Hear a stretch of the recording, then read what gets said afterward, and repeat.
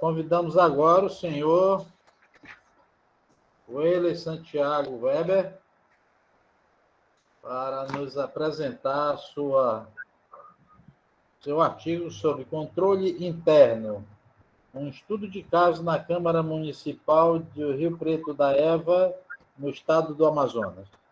Boa noite a todos, boa noite em nome do professor Antônio Henrique, eu cumprimento a banca.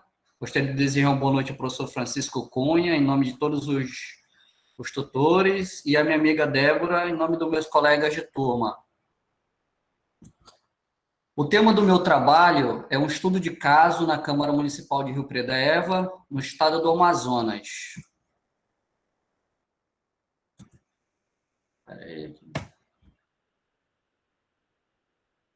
O objetivo do trabalho foi avaliar a funcionalidade do controle interno na administração pública municipal, no âmbito da Câmara Municipal de Rio Preto da Eva, fazendo o diagnóstico da sua atuação, descrevendo a importância para as atividades da Câmara e também identificando a percepção do gestor, se esta contribui para a melhor atuação do controle interno institucional.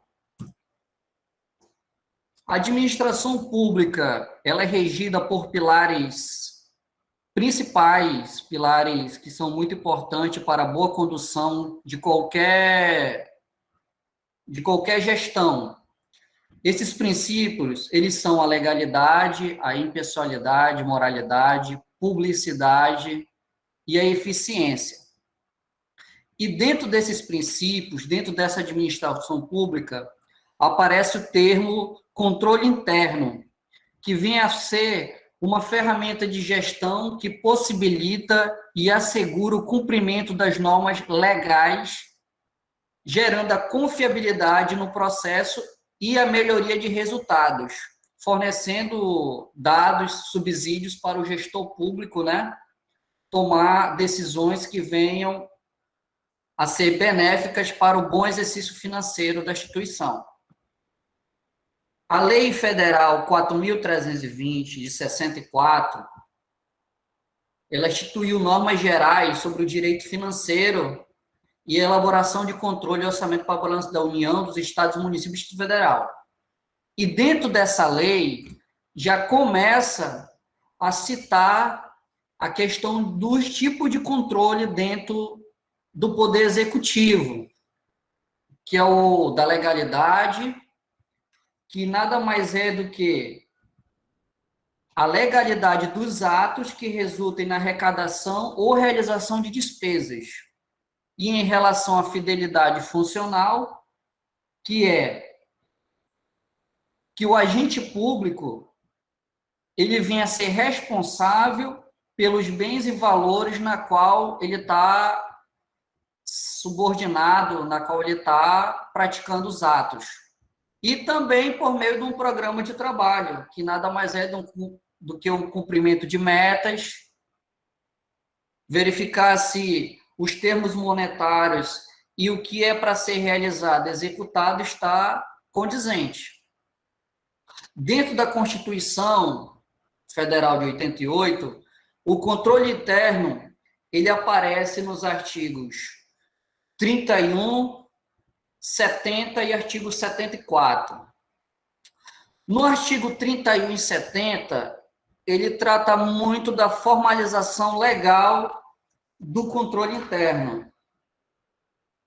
No artigo 74, ele vem a descrever que o controle interno ele deve ser de forma integrada em todas as esferas do poder, tanto legislativo, executivo, quanto judiciário. Segundo Chiavenato, o controle ele consiste em quê? Em verificar e certificar que todas as coisas ocorreram em conformidade com o plano adotado.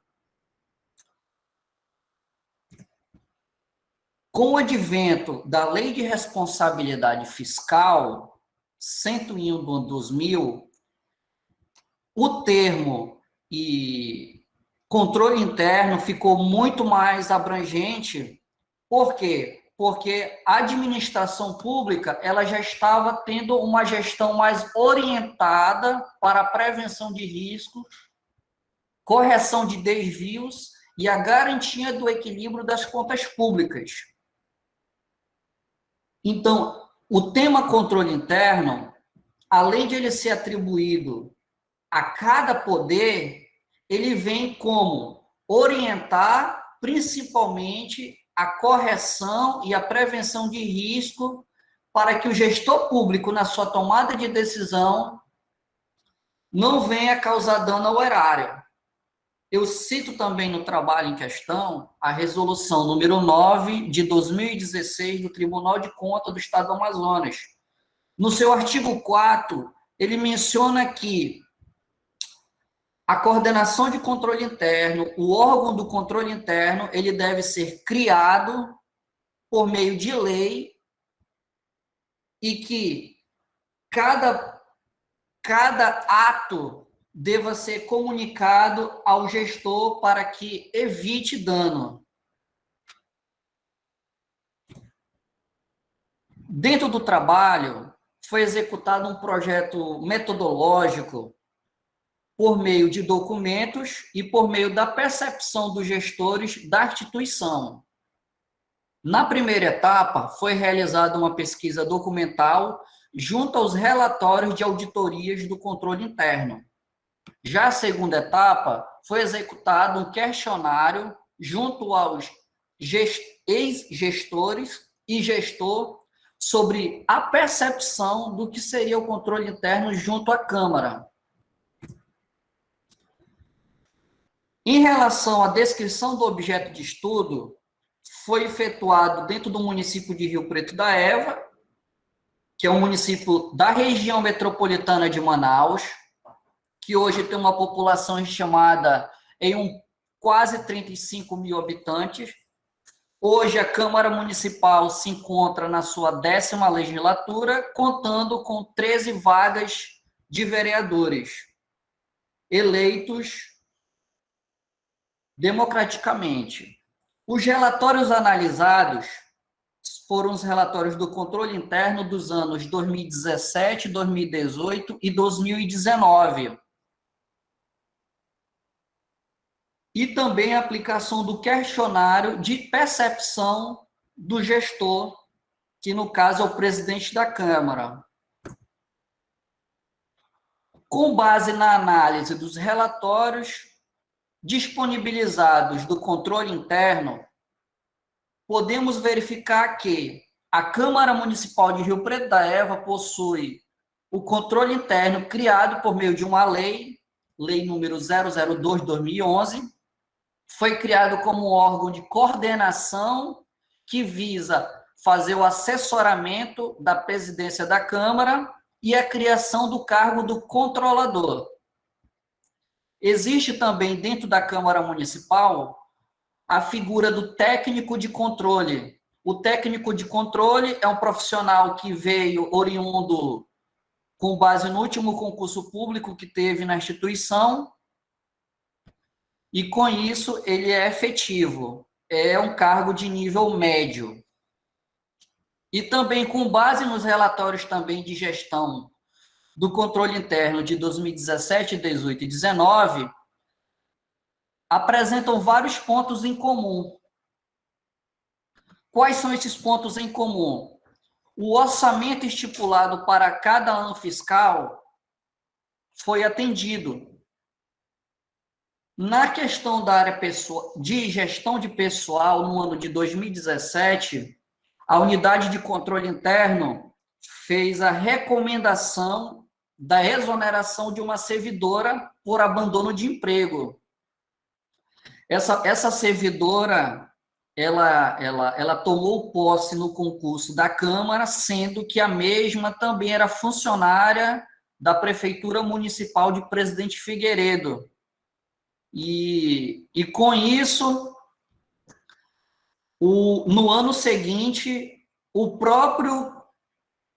a própria unidade de controle interno, ela novamente reiterou que essa servidora devia ser demitida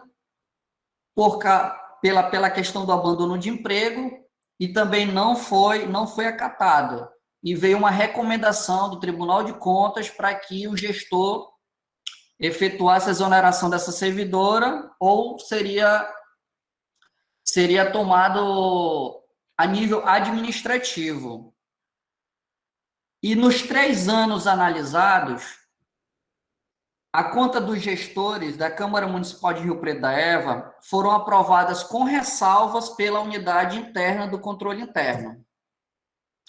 Sendo que essas principais recomendações oriundas da unidade do controle interno, eu vou falar algumas das principais.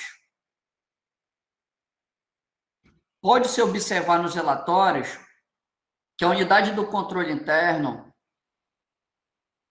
inúmeras vezes solicitou e recomendou à presidência da Câmara a nomeação de um servidor para acompanhamento das licitações e contratos realizados a cada exercício financeiro da instituição.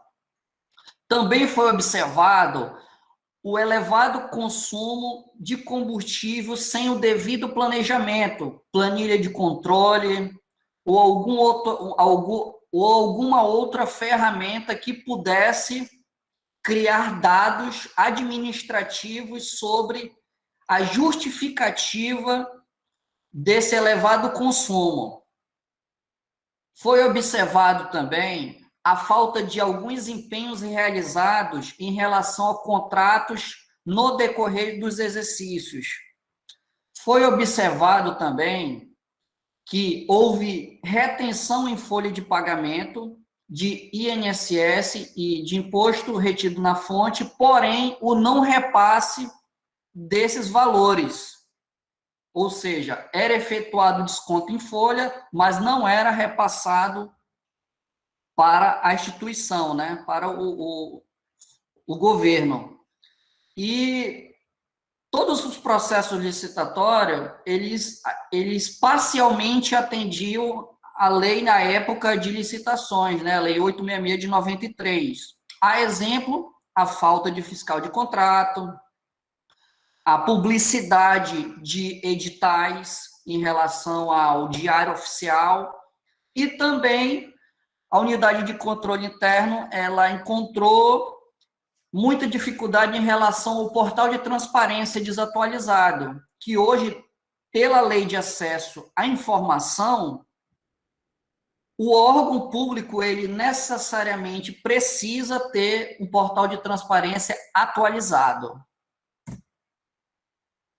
Continuando na análise dos dados, quanto aos questionários realizados, foram elencadas 5 perguntas principais, perguntas abertas, feitas aos gestores, ex-gestores e gestor da Câmara Municipal. A primeira delas, qual o significado de controle interno? Os gestores relacionaram com o atendimento da legislação vigente, uma recomendação do tribunal, ou, muitas das vezes, a maior delas foi por recomendação do tribunal por notificação em anos anteriores. Quando perguntado como o controle interno é estruturado, ambos responderam que é composto por um coordenador, que é de cargo comissionado, e um técnico de controle de nível médio, que é do quadro próprio da casa. Quando perguntado como se dá a atuação do controle interno na Câmara, um gestor relacionou a emissão de pareceres e o outro que o controle interno atua de forma independente e transparente. E foi perguntado se é apresentado relatórios de atuação do controle interno. Ambos responderam que sim. E quais as sugestões de melhoria seriam apontadas? Ambos mencionaram a necessidade de concurso público e a melhoria do ambiente físico onde se encontra a coordenação do controle interno. Tanto como uma recomendação do Tribunal de Contas do Estado, A unidade de controle interno, ela deve ter um ambiente, sala exclusiva para atuação de seus membros, né, do seu corpo técnico. Porém, na Câmara Municipal de Rio Preto da Eva, o controle interno, a unidade do controle interno, ela funciona com 2 outras diretorias no mesmo ambiente físico, que é com a diretoria legislativa e com a diretoria jurídica. E com base em todo esse escopo de dados, a gente passa agora por resultado e análise dos dados. Pode-se considerar que não é dada devida consideração aos dados apurados pela unidade do controle interno da Câmara Municipal. Nos 3 anos avaliados, somente 2 medidas sugeridas nos relatórios foram acatadas pela Casa. Também pode-se mencionar que os gestores possuem total ciência das recomendações emitidas ao longo do ano de exercício financeiro, bem como de todas as informações contidas nos relatórios. E vale frisar que, ao final de cada relatório, o próprio gestor também dá ciência no conteúdo que ali se encontra. Com base nos questionários realizados, mostra que os gestores não têm o pleno domínio do que realmente o controle interno se põe em fazer. Mesmo tendo um controle interno com uma estrutura deficitária, elaborando recomendações, mesmo assim percebe-se que o próprio gestor não tem total domínio administrativo, um conhecimento técnico do que seria realmente o verdadeiro atendimento do controle interno. E dentro também dessa base de dados, eu consegui elencar algumas oportunidades de melhoria através da análise SWOT, que verifica os pontos fracos e fortes, futuras oportunidades ou ameaças da instituição. Eu posso destacar como pontos fortes o capital humano disposto a aprender e colocar em prática.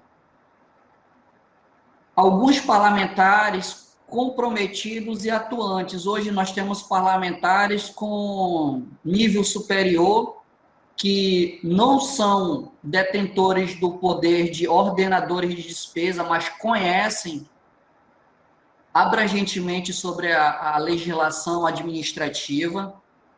E, com isso, as oportunidades observadas é que hoje o próprio Tribunal de Contas, ela possui a escola legislativa que tem um calendário de capacitação anual, na qual capacita todos os servidores que têm o interesse de autarquia, sociedade civil, que têm o interesse em aprender mais sobre diversas áreas da administração pública.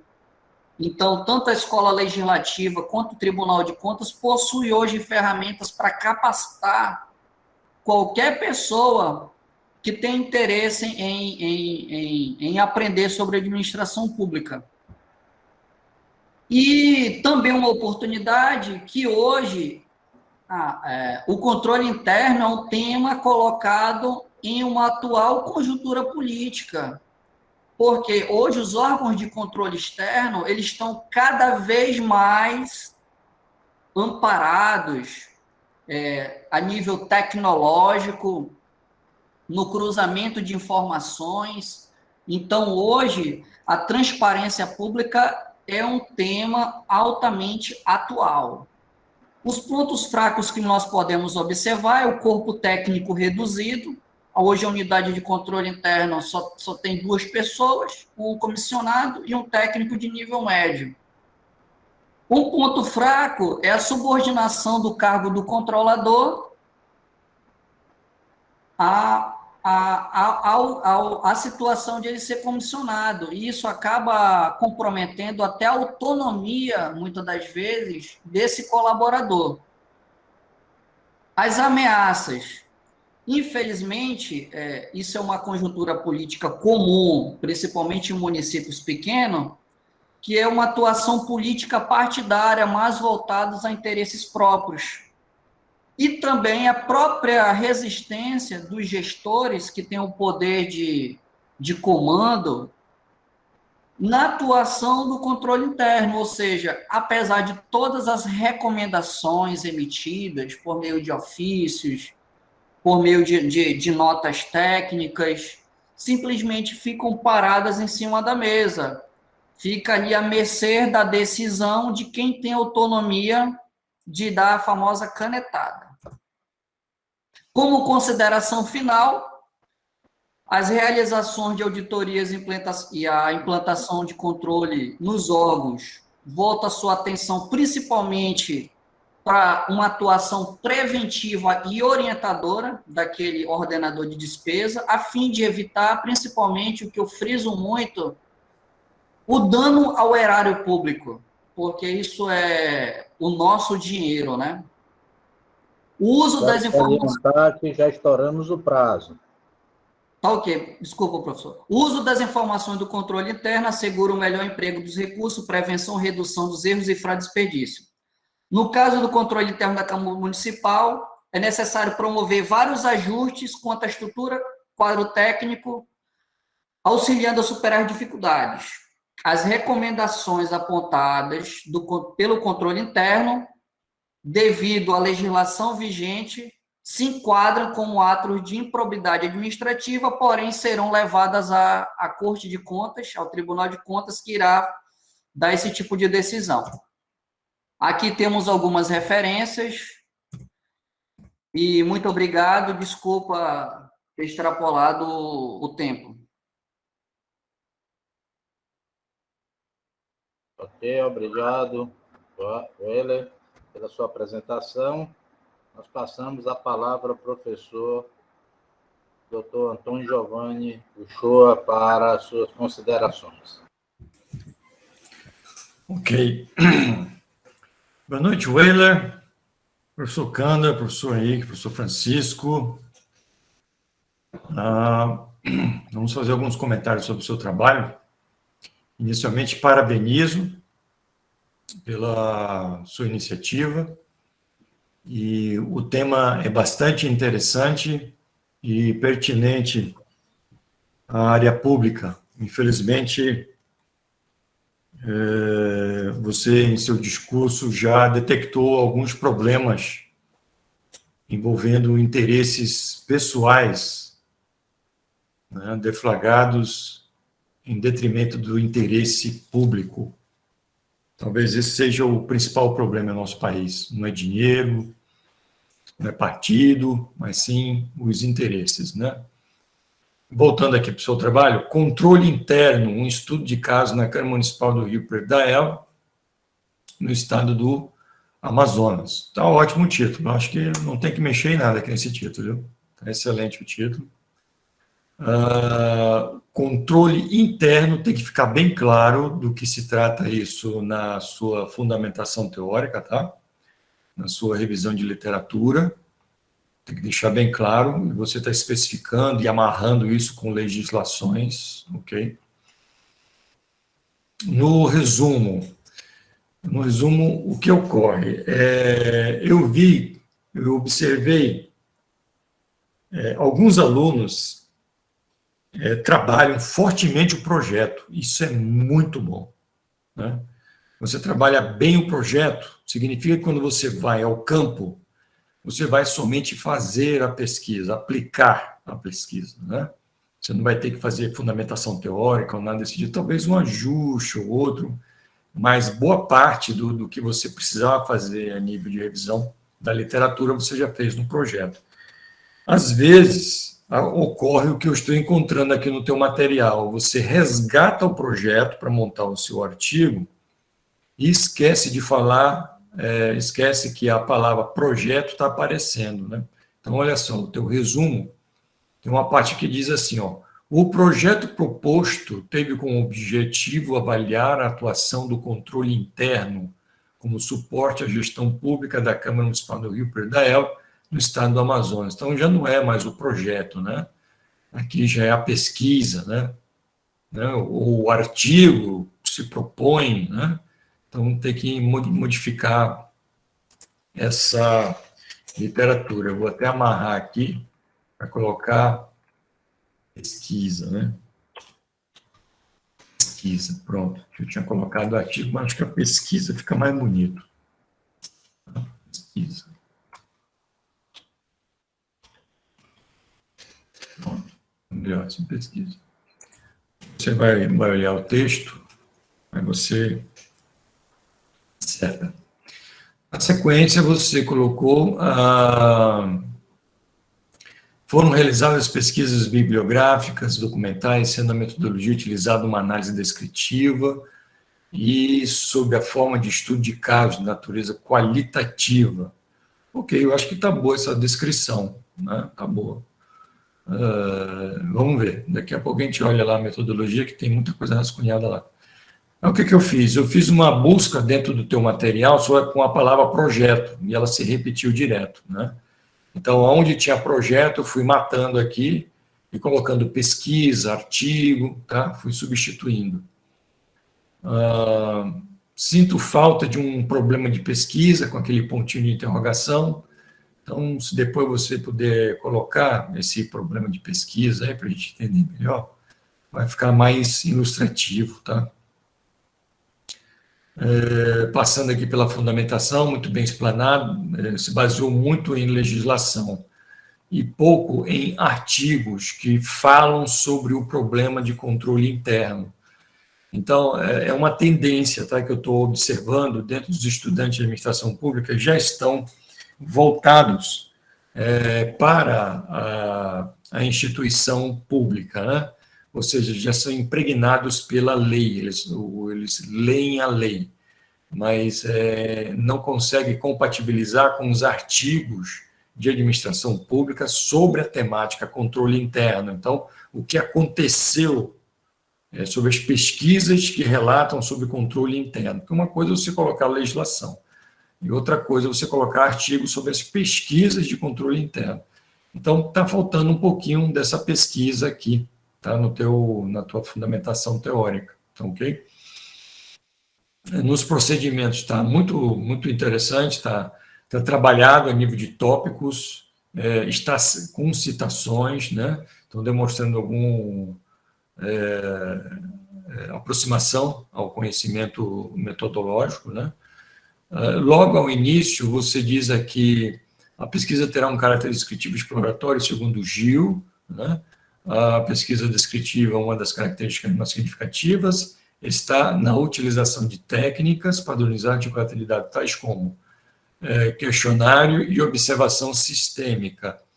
Quando você colocou esses dois pontos aqui, eu achei que você já estava dando uma prévia da tua técnica de coleta de dados, tá? Que é onde envolve o questionário e a observação sistêmica. Mas depois eu vi que essa prévia só se refere ao questionário, porque a observação sistêmica não está inclusa no seu texto.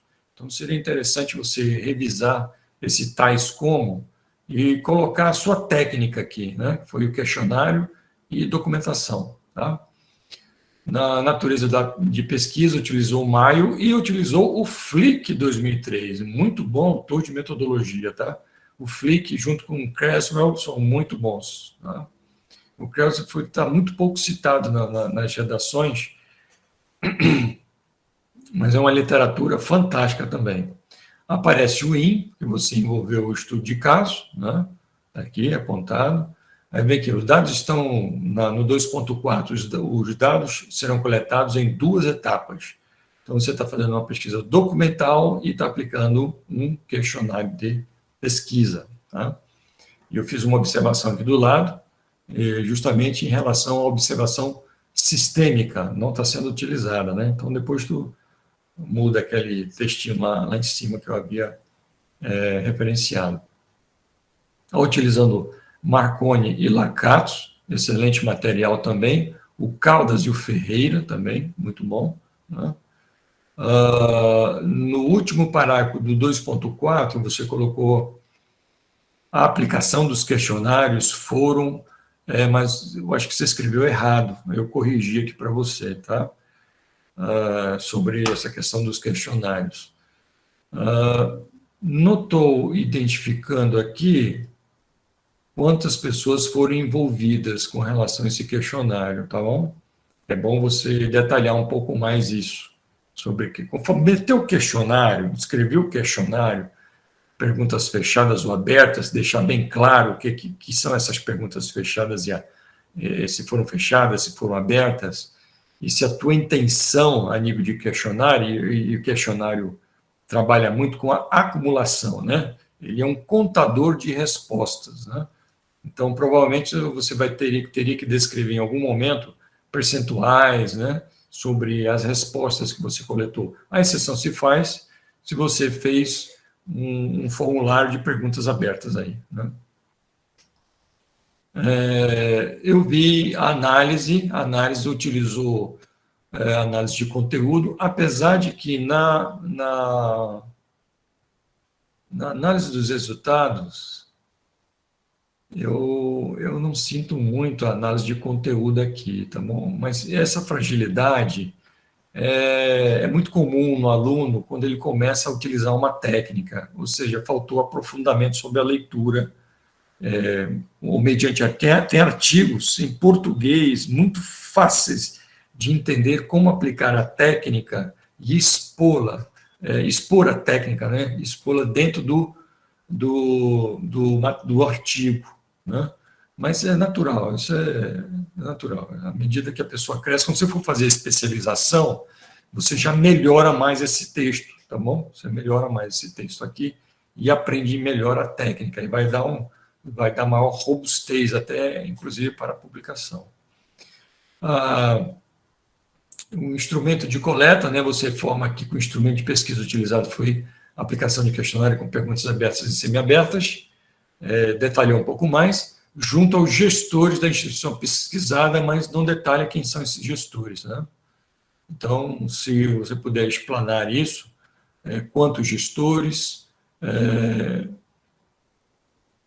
Professor, se puder informar cargo ou detalhes que caracterizam esses participantes, né? E veja bem, caracteriza sem identificá-lo, né? Assim, características só para me sentir dentro do contexto, né? Dentro lá da prefeitura, lá onde você realizou a pesquisa, tá? E deixa eu ver o que mais. Na análise dos resultados, não, antes, eu escrevi um negócio antes aqui, foi onde eu me perdi. Está aqui. Você colocou 3, coleta de dados. Qual é a minha sugestão? Esse 3, coleta de dados, que vem com a localização da área de estudo e instrumento de coleta, leva isso para depois do 2.4 e abre o 2.5, localização da área de estudo, e 2.6, instrumento de coleta, tá bom? Faz uma sequência. Aí o 2.6 ou 2.7 fica sendo a técnica de análise de dados, fica sendo o último, tá? Outro detalhe, durante a tua apresentação, você disse que fez uma análise SWOT. Pois bem, na tua técnica de análise não está escrito análise SWOT. Você colocou análise de conteúdo e depois você disse na tua apresentação técnica de SWOT. Então, eu recomendo que você entre aqui na análise e escreva sobre análise SWOT, fazendo citações de autores sobre análise SWOT, que é um diagnóstico, né? Isso é um diagnóstico. O livro do Mitzberger fala muito bem sobre isso, quando você e o Costa também, quando você trabalha sobre estratégia, tá bom? Bom, esses são os pontos que eu queria alertar para você, para melhorar mais o seu trabalho, viu? Parabéns, sucesso, está muito, muito bem escrito e você domina bem o assunto. Viu? Ok, agora vamos ser brindados aí com as análises do professor Dr. Jorge Chilcanda. Por favor, professor. Obrigado, professor Antônio Henrique, pelo convite para participar dessa banca. Boa noite, professor Antônio Giovanni, professor Fresco, o Ele e demais presentes. Parabéns pelo trabalho apresentado, Ele, a você e a sua orientador. Vamos aqui tecer alguns comentários sobre o trabalho escrito, no caso, o artigo. Além, concordo plenamente com o que o professor Antônio Shoa apresentou. na sua introdução, né, você, no seu segundo parágrafo, diz, partindo desse questionamento. Eu não entendi que questionamento que você fez, porque não, anteriormente, no parágrafo anterior, não tinha nenhum questionamento. Então, ficou um pouco confuso a ideia aqui. Aí, nos parágrafos seguintes, você faz a sua... fala o que é uma administração pública brasileira, né, fala sobre gestão pública eficiente, mas não cita qualquer referência. É importante, né, para não ser suas palavras, mas palavras de autores já com publicações, é importante indicar a fonte. Tá? E quando cita uma lei, também é importante verificar lá na ABNT como é que cita uma lei, uma legislação, para que esteja de acordo também. Tá? É importante também, assim, aqui ainda nessa sessão, né, você diz o controle, estudar mais sobre a temática, direcionando projetos de intervenção com um tema, controle interno, um estudo de CAR na Câmara Municipal de Rio Preto da Eva. Na verdade, não é o tema, esse é o título da sua pesquisa, né? Então é importante não confundir tema com título, tá? E a questão lá, que realmente não é mais um projeto, é um artigo, é uma pesquisa, né, conforme o professor Antônio mencionou. Na sua revisão da literatura, logo no primeiro parágrafo, você menciona, referencia Calixto Velasquez, 2005, só que na sua referência, na lista de referência, não contém essa referência. Eu também verifiquei que o conteúdo desse primeiro parágrafo está exatamente igual ao que a gente pode encontrar, né, em uma página web, da importância do controle interno da administração pública, lá no docero.com.br. Eu não sei se você realmente consultou esse, esqueceu de referenciar, de citar, mas é importante, né, sempre lembrar de citar para não caracterizar possível plágio. Tá? Então, sempre a citação é importantíssima. Okay? Aí você também mencionou aqui, você inclusive falou na sua apresentação da resolução número 09, mencionando o artigo 4. Só que aqui no seu texto você não mencionou o ano, né? Falou através da resolução número 09, artigo 4º, no caso voltou o ano 2016. A citação direta é sempre entre aspas duplas, né? Isso é importante. Sobre a metodologia, eu não vou mencionar, porque já foi muito bem detalhada pelo professor Show. Então, vamos aqui. Um detalhe da numeração da sessão, né? Porque a sessão 2 é referencial teórico, aí na metodologia, no procedimento metodológico, você repetiu também o número 2, então, dá uma olhada aí que deveria ser o número 3, tá bem? Sobre a sua pesquisa, você mencionou que entrevistou o presidente atual da Câmara Municipal de Rio Preto da Eva, bem como o ex-presidente.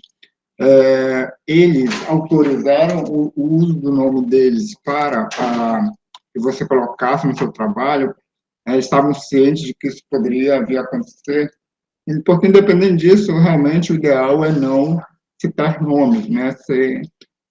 Citar apenas o cargo para que evite qualquer problema, né? Não ser impessoal, isso é importante. Tá?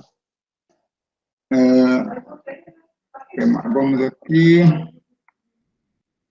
Você fala que as principais fontes de pesquisa utilizadas foram sites de internet, mas que sites foram eles? Porque nem todo site é um site científico, né? É um site que a gente pode realmente usar como fonte de informação.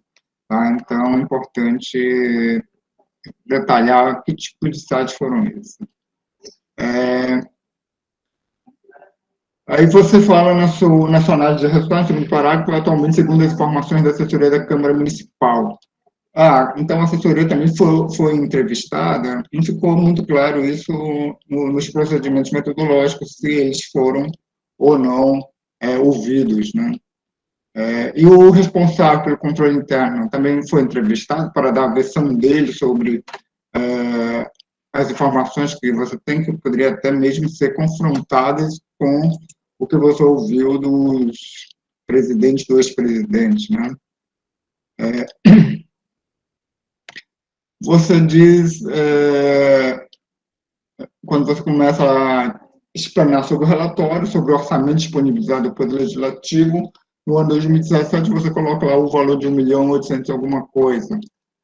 Mas desse valor disponibilizado, qual foi o valor repassado? Porque nos outros anos você detalhou, justamente em 2017 não detalhou, então é importante manter aí, hoje, né, mandou uma padronização aí em relação aos demais anos. Tá? Aí também em 2017 você fala, o sistema financeiro informa que o total da despesa foi de... Que sistema financeiro é esse? Foi uma outra fonte de dados, né, que para mim não ficou claro. Né? E importante também, porque quando você faz um resumo dos relatórios de gestão dos anos, você sempre coloca ali no final do parágrafo, cumprido assim os ditames do artigo 153, que é conforme foi lá o relatório que segue. Então, eu senti que, nesse caso, ficou muito repetitivo. Bastava dizer uma primeira vez, todos os relatórios foram cumpridos conforme o artigo tal, né? Senão você vai ficar repetindo para cada ano a mesma informação. Né? E aí, já no final, nas considerações finais, você fala, de modo geral, o referido projeto visa avaliar a atuação do controle interno na gestão pública da Câmara Municipal de Rio Preto da Eva. Ora, mas eu não vi essa avaliação, né? Que avaliação foi feita do controle interno? Essa avaliação não foi relatada aqui no seu trabalho. Bom, em termos gerais, é esse. Parabéns novamente ao seu trabalho. Retorno a palavra para o professor Antônio Henrique. Ok, muito obrigado, professor Kanda, professor Giovanni. Agora nós vamos... O Euler teve uma queda aí de energia, mas continua aí a gravação. Voltei, professor. Né, as considerações através da gravação que vai ser colocado lá no portal, ok, Euler? Ok, então, professor.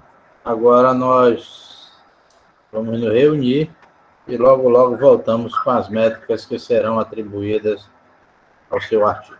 Então, com licença. Ok? Estamos de volta depois da nossa reunião.